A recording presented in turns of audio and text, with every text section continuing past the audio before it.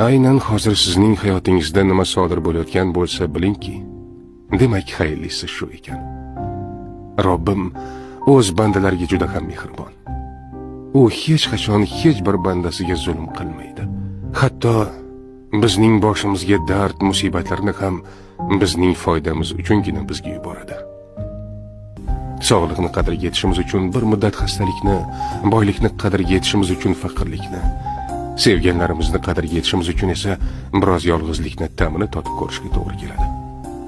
Ba'zan biz o'zimiz bo'lishga loyiq bo'lmagan joylarda bo'lamiz. Loyiq bo'lgan joyimizning qadriga yetishimiz uchun. Gohida bizni qadrlamaydigan insonlar bilan sinalamiz. Toki bizni qadrlaydiganlarni ajratib olib, ularni qadriga yetishimiz uchun. Bizning boshimizga kelgan har neda Allohning hikmati bor.